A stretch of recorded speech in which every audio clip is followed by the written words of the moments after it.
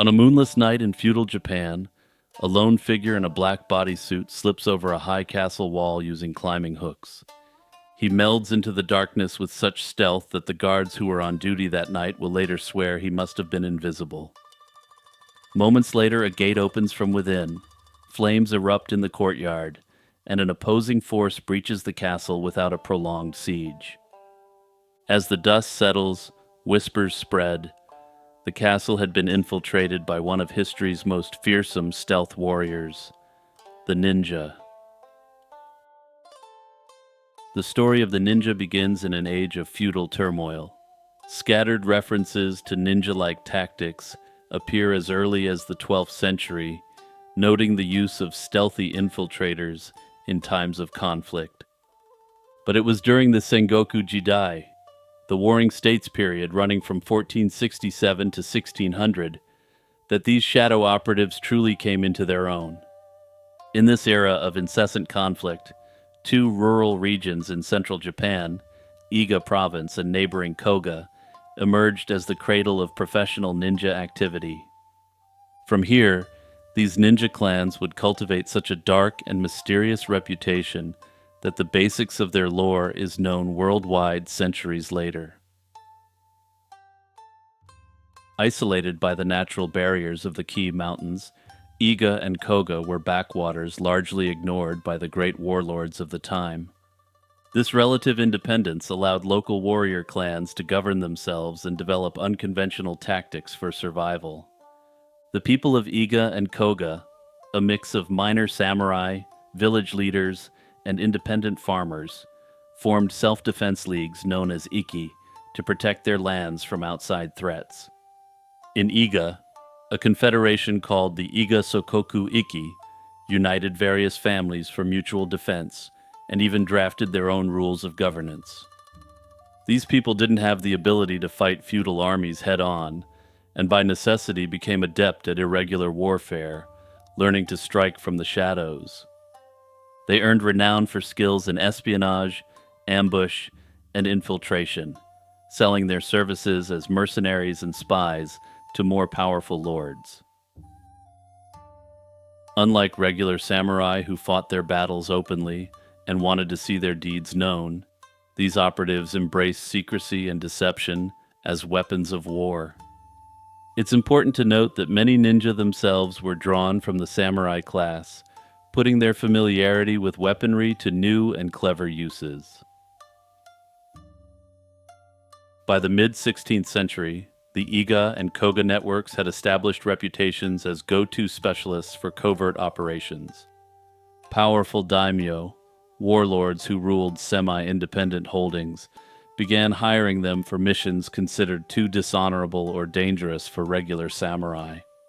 Documents from the time, though scarce, speak of night raids and acts of sabotage carried out by these individuals. At the time, they were generally referred to as shinobi, or men of Iga or Koga, with the term ninja itself not in extensive use during the height of their power and influence.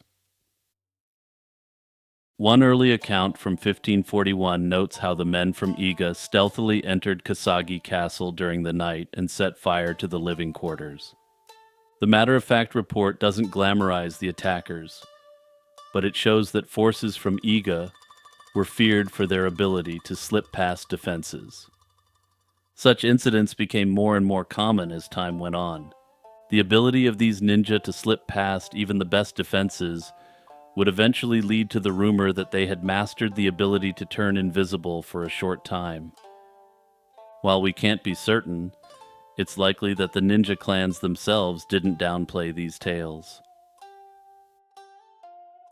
The question of who these stealthy warriors were in reality has fascinated scholars and the general public for generations. Most ninja were born into the samurai or landowning families of their region of Iga or Koga, though surprisingly, there's even one documented case of a Chinese-born ninja. In Iga, numerous small clans and schools of ninjutsu developed, often operating independently, yet sharing common techniques. The Hattori family of Iga, for example, produced one famed shinobi leader, Hattori Hanzo, who later served the Tokugawa shogunate. Koga, by contrast, had a more centralized organization, with around 50 ninja families loosely united under one head clan in a coalition. To the samurai lords who employed them, ninja were a necessary if unsavory tool. They were useful, yet operated outside the mainstream rules of engagement. Samurai prized open bravery and direct combat. Ninja, by contrast, won battles through guile, discretion, and surprise. One might say they traded honor for effectiveness. A shinobi would accept secret pay for a successful mission rather than seek glory and spoils on the battlefield. Speaking of the rules of engagement, ninja knew that if they were caught, they could expect no mercy whatsoever. Glimpses of the ninja's own perspective come through in secret manuals of ninjutsu. The most famous, the Bansen Shukai, compiled in 1676, long after the glory days of the ninja clans, preserves the teachings of the Iga and Koga clans. It covers everything from strategy and psychology to recipes for gunpowder and medicines, counseling the would-be shinobi to be patient, cunning, and adaptable. These texts often quote Chinese military classics like Sun Tzu's Art of War, reflecting a sophisticated philosophy of irregular warfare. They detail practical techniques such as silent movement, breaking and entering, disguise, escape, and even tricks to calm guard dogs. In essence, the authentic ninja saw himself as a soldier of the shadows, one who fights unseen with intellect and stealth rather than brute strength. Ninjutsu training also had a spiritual dimension. Many ninja were influenced by the esoteric Buddhism and folk Shinto prevalent in their respective regions. Meditation, incantations, and adherence to astrological lucky days were all used to sharpen the mind and bolster confidence. By cultivating an air of mystery and mental discipline, shinobi built the inner toughness needed to operate alone at night deep in enemy territory. To remain inconspicuous during the day, shinobi relied heavily on disguise, and what we would now refer to as social engineering. The ninja might pose as peasants, monks, or traveling merchants. For instance, an enemy soldier might freely share a little bit too much information with someone he believes to be a wandering Buddhist monk or Shinto priest. Notably, part of their training included the ability to fully mimic the mannerisms of these classes of people, making the ninja a true master of deception. By night, they often wore dark clothing that blended with shadows, and if the mission called for it, would wear the pitch-black bodysuits associated with the shinobi. That said, this was mission-specific. In some cases, a ninja creeping around a castle at midnight would look, to any casual observer, like a servant. Their tools were also informed by their pragmatic approach to combat. A shinobi intending on participating in combat generally relied primarily on a katana, much like a samurai. For ranged combat, ninja would also carry bows or even firearms. The ninja also had access to a wide variety of more exotic weaponry. The kunai, which looks like a short dagger, is actually thought to be a repurposed masonry tool and could be concealed easily and passed off as a simple tool. Other weapons included farmers' sickles on chains, which again could be passed off as a tool rather than as a weapon, perfect for remaining stealthy and concealing one's power level. Ninja also had access to canes, which concealed swords, blinding powder, grenades, and even rudimentary landmines. Despite the fantastical-sounding nature of some of this weaponry, this is historical reality rather than myth. It's important to emphasize that above all, ninjutsu was an art of tactics, not outright combat. Authentic ninja texts devote comparatively little time to any actual fighting techniques. This isn't to say that ninja weren't very trained and capable fighters. because they absolutely were. Rather, ninjutsu focused on fighting styles of last resort, with shinobi being assumed to already be proficient in more mainstream martial techniques. A ninja's primary weapons were stealth and information. The ideal mission was accomplished without the enemy ever knowing who or what struck them. Spying, surveillance, spreading disinformation, and sabotage were the bread and butter of the ninja's craft. Assassination missions did occur, but they were much more rare than modern myth would suggest. Instead, their successes were usually incremental and covert. Perhaps a fire was set in a storehouse, a key gate was left locked, or an enemy camp was left in disarray at a critical hour due to an infiltrator spreading a false rumor. These subtle deeds, more than any dramatic sword fight, are what gave the ninja their edge. With that said, let's discuss the peak of the era of the ninja and their subsequent fall. As mentioned, the two broad ninja clans were the Iga and the Koga.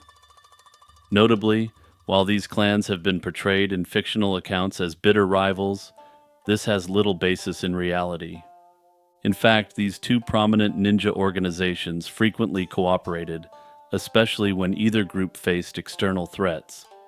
However, I said there's little basis in reality, not none. And as you'll see, the Koga actually participated in the final downfall of the Iga, though not of their own free will. The strategic location of Iga and Koga also contributed to their prominence. Nestled between the political centers of Kyoto and the territories of powerful warlords, these provinces became hotbeds of espionage. They were perfectly placed to send agents into rival domains or to offer refuge for fugitives. By the 1550s and 1560s, the ninja of Iga and Koga were at the height of their prowess. Warlords were employing them to tip the scales in battle from behind the scenes. Contemporary chronicles describe how Tokugawa Ieyasu once deployed a team of Koga shinobi to infiltrate an enemy castle, eliminate the commander, and set it ablaze. This threw the garrison into panic, allowing him to take the castle without much in the way of a conventional fight. Such tactics, repeated in conflict after conflict of the period, continued to grow the legend of the ninja. Unfortunately for the ninja clans, the independence of Iga and Koga wouldn't last forever, and they became a victim of their own outsized legendary feats. The Koga clan was defeated in 1574, with the remnants agreeing to serve the Oda clan. Notably, in 1574, there was an attempt on the life of Oda Nobunaga in this period by a sniper named Sugitani Zenjubo, who some believe to be a Koga ninja. Some have speculated that this was one of the factors which led to Nobunaga's desire for complete destruction of the ninja. The beginning of the end came in 1579, when the great unifier Nobunaga sent his son to launch a massive invasion of Iga. Contemporary historical accounts indicate that over 10,000 men were sent to accomplish this task, indicating what a threat he believed the ninja to be. In this initial invasion, the Iga forces, which included numerous ninja, managed to ambush the Oda forces, repelling them. In 1581, Oda Nobunaga himself decided to personally bring the Iga to heel, and invaded their territory with 40,000 men. Notably this time, he forced the Koga ninja to accompany his soldiers, finally severing the Iga-Koga alliance, and perhaps intending to further delegitimize the institution of the ninja. Nobunaga, who wasn't known for his forgiving nature, quickly conquered the Iga, eliminating their leadership and turning the newly conquered province into a burnt wasteland. Many shinobi were killed or scattered as Nobunaga's troops torched villages and temples. A handful of survivors fled and found refuge with Nobunaga's rival, Tokugawa Ieyasu. Ieyasu gladly took the Iga and disaffected Koga ninja under his wing, including the famed Iga clan leader Hattori Hanzo, recognizing their value. When Nobunaga was assassinated in 1582 by one of his samurai retainers, Ieyasu himself had to flee hostile territory. Tradition holds that Iga and Koga ninja guided him safely through the mountains on that desperate journey, even fending off bandits along the way. In gratitude, once Ieyasu became shogun, he employed these ninja as his guards and intelligence agents in the new regime. The elite stealth warriors had been drawn out of the shadows and into the service of a unified Japan. The life of a ninja in Edo, Japan was quite different, and they generally moved away from direct field combat roles. This was because, aside from a few exceptions early in Tokugawa rule, and when the whole thing started to collapse in the 19th century, this period was remarkably peaceful. In essence, there was no need for most of the traditional ninja duties. That said, despite this era of peace, small numbers of ninja were still employed, largely as spies, elite security guards for feudal lords, and occasionally even as hitmen. Other ninja repurposed their skills, becoming martial arts teachers, merchants, or even settling down and becoming farmers. Still, other ninja ended up using their skills in a way that many unemployed low-ranking samurai did. They turned to banditry. Notably, ninja actively practiced their trade in these much-reduced capacities well into the 19th century with the fall of the feudal system and the re-establishment of imperial authority. The ninja's legacy continues to captivate us. The very idea of disciplined warriors lurking in the shadows, triumphing through intellect and patience, fires the imagination. And indeed, separating myth from reality only deepens the appreciation of what these stealthy agents achieved. By tracing the ninja back to their origins in Iga and Koga, we come closer to seeing them for what they were. They weren't the supernatural assassins of myth, but pioneers of a new kind of no-holds-barred conflict, where information, technology, and stealth were the most valuable currency. Hey everyone, it's Jimmy here, just reminding you to click that like button, subscribe, and share this video with your friends and family.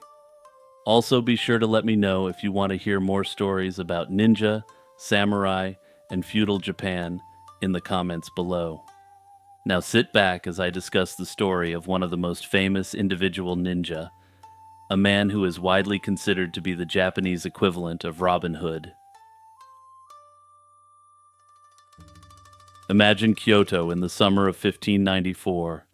A massive iron cauldron bubbles above a roaring fire, while a crowd of onlookers watches in morbid fascination. Inside it, an infamous thief is meeting a horrific end. That thief was the legendary ninja and bandit Ishikawa Goemon, whose gruesome execution at age 36 would secure his place in Japanese legend and folklore. In the annals of Japanese folklore, few figures loom as large and enigmatic as Goemon. Often dubbed the Japanese Robin Hood, Goemon is remembered as a notorious bandit who stole from wealthy feudal lords and allegedly gave the spoils to the downtrodden. Over time, he has been portrayed as everything from a master ninja to a common thief to a righteous avenger of injustice.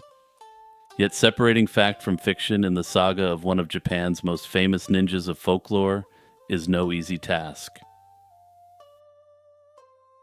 According to popular tradition, Ishikawa Goemon was born around the mid-16th century and became a leader of bandits during Japan's tumultuous Sengoku period. The era's upheaval provided fertile ground for bandits like Goemon to thrive amid the chaos of war. The most popular origin story claims he was born to a samurai family in Iga province and learned the secret arts of ninjutsu under a famed ninja master. Another popular account suggests he was never a ninja apprentice at all, but simply a cunning commoner who turned to banditry. Despite these discrepancies, all versions agree that by the 1580s, he had organized a gang of thieves and adopted the name Ishikawa Goemon, which all stories agree was not his given name. Goemon's gang, legend says, targeted the corrupt and wealthy. By day they blended in as ordinary merchants, but by night they struck the estates of nobles with extraordinary stealth. The loot was then secretly distributed among the poor. These exploits earned Goemon a reputation as a protector of the common folk. No tale of Goemon is more iconic than his clash with Toyotomi Hideyoshi, the most powerful warlord of the day. In folk legend, Hideyoshi is cast as Goemon's ultimate adversary, a ruler who had caused him grievous harm. In some versions, Hideyoshi had captured and executed Goemon's wife, giving the outlaw a motive for revenge. In other versions, he's simply the ruler of a corrupt and oppressive system that Goemon wants to bring down. One night, Goemon supposedly crept into Hideyoshi's castle, intent on assassinating the tyrant in his sleep. He nearly succeeded, but at the crucial moment, a misstep gave him away. What actually happened varies in the telling, but what remains unchanged is that Goemon was caught before he could strike the fatal blow. Hideyoshi's retaliation was swift and brutal. A mere beheading wouldn't suffice. The captured ninja assassin was condemned to a spectacular public execution as a warning to others. In the summer of 1594, Ishikawa Goemon was boiled alive in a giant iron cauldron in Kyoto. By some accounts, Hideyoshi also had Goemon's young son tossed into the pot with him. Legend makes this grim scene into one of tragic heroism. Goemon is said to have held his child aloft above the boiling oil in a final act of protection for the weak. In this most popular telling, Goemon's extreme mental fortitude, which came from his ninja training, so impressed the authorities that they pardoned his son. As he was being boiled alive and simultaneously saving his son, he also found the energy to compose a poem. Those familiar with the story would understand that composing a final poem in death was proof that he wasn't actually a common thief, but rather definitively a samurai turned ninja. In his death poem, he cursed the powerful to forever be beset by righteous thieves, unless they stopped their corruption and adhered to the correct moral order.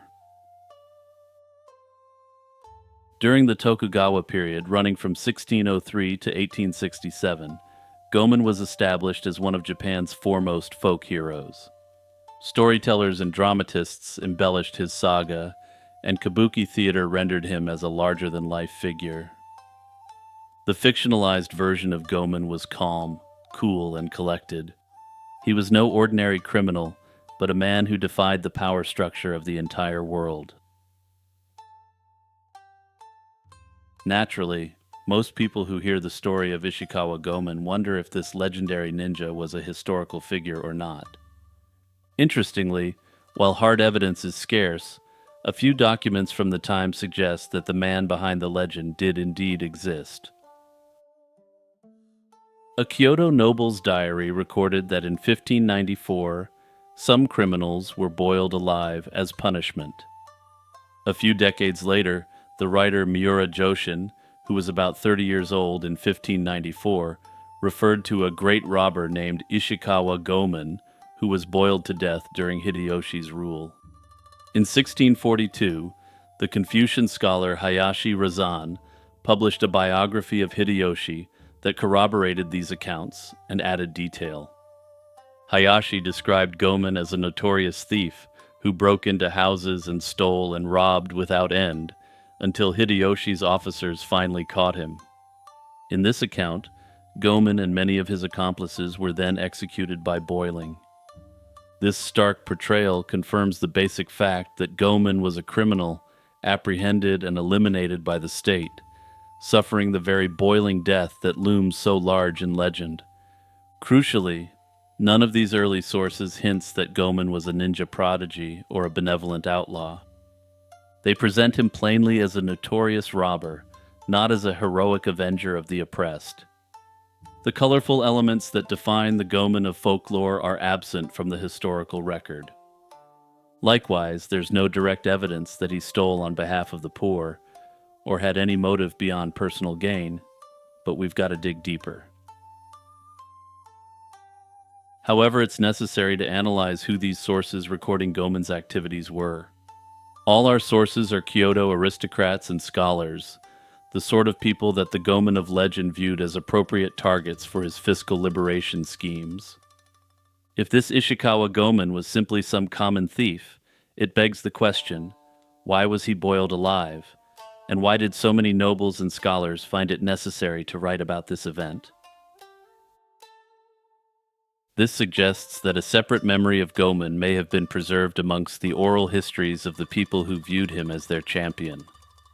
The poor who received the plundered wealth may have passed on their own stories of this larger-than-life ninja who had a vendetta against the rich and powerful. It may have been from these oral legends, which were never written down, that the story of Goemon's wildest deeds come down to us. And once again, I feel it's necessary to say, the treatment of him in the contemporary primary sources is very unusual if he was just some common thief. There was, almost certainly, something special about this character which alarmed the authorities to the extreme. Ishikawa Goemon's enduring fame rests on the appeal of his legend, though what we know about the historical core of that legend has likely been lost to time. A balanced view recognizes that he was likely neither the gallant ninja hero of lore nor a mere common bandit. That said, the most we can say with absolute confidence is that a thief named Goemon was executed by being boiled alive in 1594 under Hideyoshi's orders. Yet the story endures because it's a timeless tale of the underdog who defies authority. In the end, the real Ishikawa Goemon, the thief condemned by Hideyoshi, may be astonished to find out he has been immortalized as a morally upright mystical ninja assassin.